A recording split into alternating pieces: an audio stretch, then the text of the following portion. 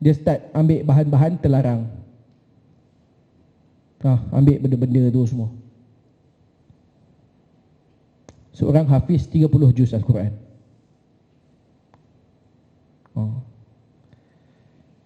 Sebab tu kita nak hari ni Quran ni dalam hati kita duduk dia, bukan sekadar dekat mulut. Dekat lidah orang kafir pun boleh hafal Quran, tak ada masalah. Tapi dekat hati ni kita mengimani apa yang kita baca tu, itu yang lebih penting, lebih utama sebenarnya. Dan kalau nak cerita bab terlewat tak terlewat ni pun suka saya sebut kat sini lah.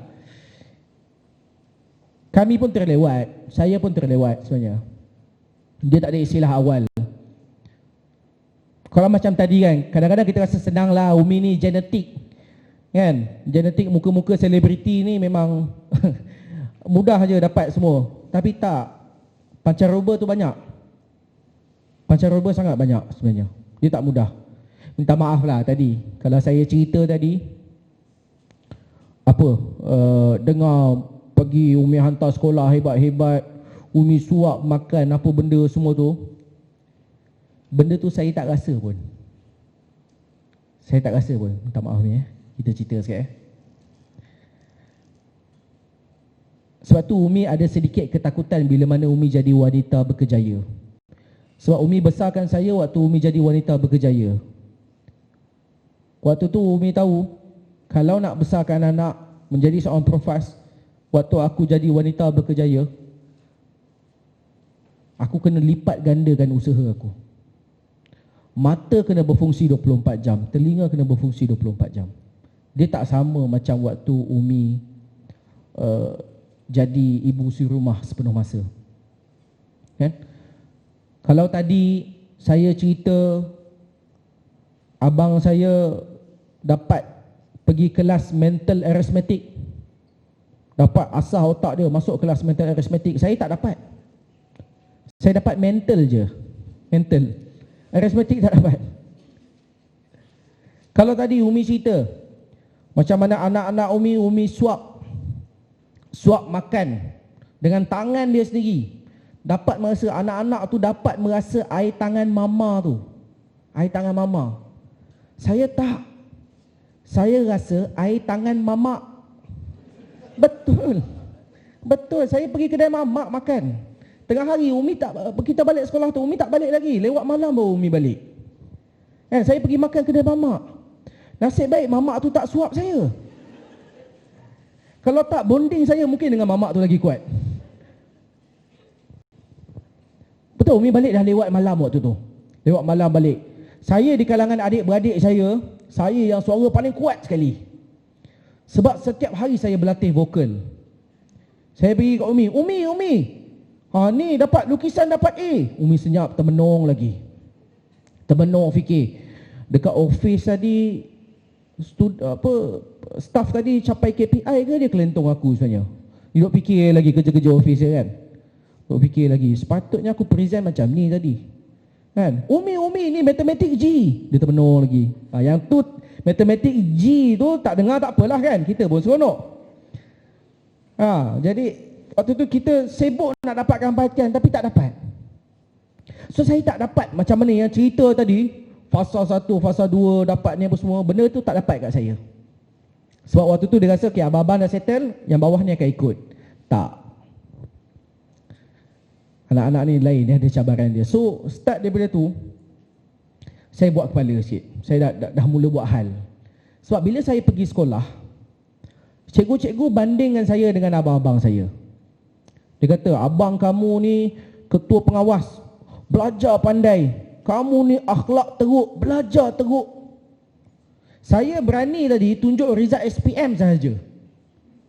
Result UPSR, PMR, PT3 semua saya tak berani tunjuk. Macam-macam huruf, macam-macam nombor ada. Yang bentuk sikat pun ada. Tak berani tunjuk.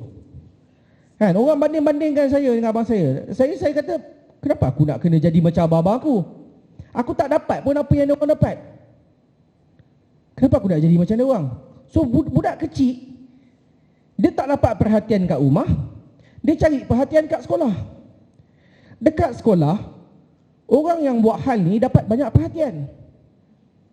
Setiap minggu cikgu akan panggil masuk bilik kaunseling. Boleh sembang dengan cikgu. Dekat rumah tak boleh sembang dengan mak. Sibuk. Cerita lama Umi, cerita lama. Cerita lama, ni cerita lama. Waktu tu. Jadi saya memberontak. Memang buat hal macam-macam. Sampai satu masa tu, benda tu dah di luar batasan. Pihak sekolah panggil Umi waktu tu. Dia kata, "Puan, minta maaf, kami terpaksa senarai hitamkan anak puan daripada sekolah ni. Untuk tahun hadapan, dia tidak dibenarkan sambung di sekolah ni lagi." Menangis Umi waktu tu. Dia kata, "Tolonglah cikgu, tolonglah. Abang-abang dia semua sekolah kat sini. Semua cuba harumkan nama sekolah ni. Takkan tak boleh bagi peluang dekat dia? Minta maaf puan, tak boleh." So saya dipindahkan ke sekolah lain. Bila saya pindah sekolah lain, saya tak tahulah nak cakap macam mana. Kalau mungkin puan-puan pernah baca ni, ni dah lama dah tak ada. Ini majalah Mastika. Saya diinterview oleh majalah Mastika, cerita tentang kenakalan saya. Saya terkejut baru ni saya pergi ada satu sekolah dekat Kelang tu, ada seorang anak tu dia kenal macam, abang pernah masuk majalah Mastika kan?" Saya pun terkejut. Setahu saya majalah ni dah tak keluar dah sekarang kan. Ni cerita dulu. Biasanya Mastika ni kita tahu dia cerita pasal hantu. Agaknya wartawan tu dia tengok hantu betul budak ni. Dia pun interview saya lah. Jadi kita cerita waktu tu, keadaan waktu tu. Tapi bila saya dah pindah ke sekolah tu, saya tak tahu. Tak tahu siapa yang doakan saya sebenarnya. Saya ucapkan terima kasih sangat. Saya tak tahu siapa yang doakan.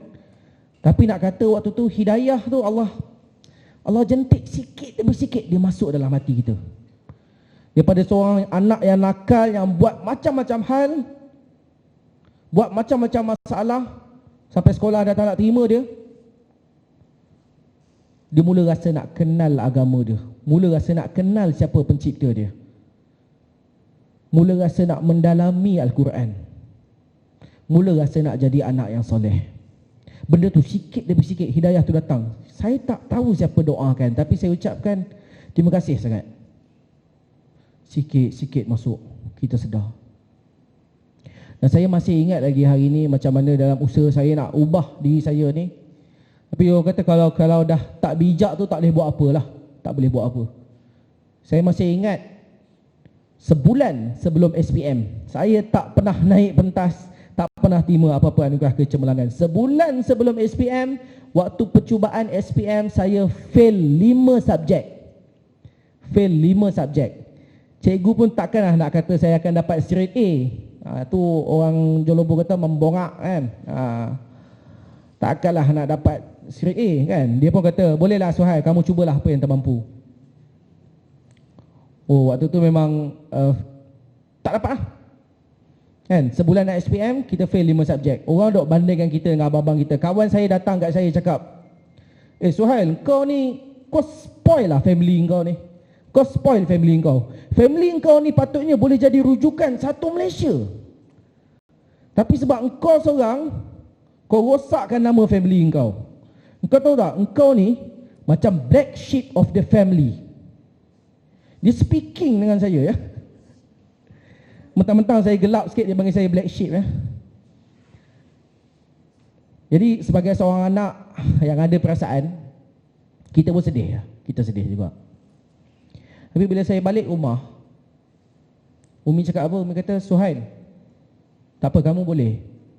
Kamu boleh buat. Umi yakin. Biarlah orang nak kata apa. Dia orang tak kenal kamu, Umi kenal kamu. Umi yakin kamu boleh." Umi bukan cakap sahaja, dalam kesibukan Umi bekerja waktu tu, Umi sendiri bangun pagi-pagi, print semua kertas-kertas soalan, spot question. Umi sendiri ajar saya. Saya seumur hidup saya tak pernah pergi tuition. Memang pemalas betul. Tak pernah pergi tuition. Umi sendiri belajar balik matematik, buka buku matematik, Umi ajar saya. Umi buka buku sains, Umi belajar balik sains, Umi ajar saya. Umi buka buku bahasa Arab, Umi belajar balik bahasa Arab, Umi ajar saya. Tapi bunyi dah macam bahasa Jerman. Saya kata tak apalah Umi, bahasa Arab saya belajar sendiri lah ya. Gurau Umi melawak sikit. Jadi waktu tu, nak kata cerita dia memang saya duduk terbaring, Umi duduk terbaring. Saya meniaga, Umi meniaga, ajar saya. Tak putus asa, bagi semangat, bagi harapan. Boleh, kamu boleh buat saya, boleh. Ni boleh, buat. Dan kadang dah fail lah, fail. 5 subjek fail. Tapi nak kata betapa degilnya saya waktu tu, saya masih ingat betul-betul dekat nak exam waktu tu. Kawan saya ajak saya main badminton. Umi tak bagi. Umi kata tak payahlah Suhan. Saya kata tak apa, pergi tengok je. Mana ada. Dah sampai dekat situ, kawan tu pula smash. Asyik tak masuk je. Kita pula feeling macam Lee Chong Wei waktu tu. Kan, saya kata bak sini raket tu. Saya main. Tak stretching tak apa. Dapat bola lambung, saya smash. Pruk. Bulu tangkis tak ke mana. Ligamen bahu saya putus. Nak ambil SPM. Akhirnya saya terpaksa daftar SPM sebagai calon OKU. Orang kelainan upaya. Tak pasal-pasal. Kan dapat meja rendah sikit, masa lebih sikit. Ada 3 pemeriksa datang tengok. Ni nak bagi buat ke tak bagi buat ni kan. Jadilah calon OKU nak ambil SPM. Pakai anduh tangan kanan. Nak menulis. Awal-awal tu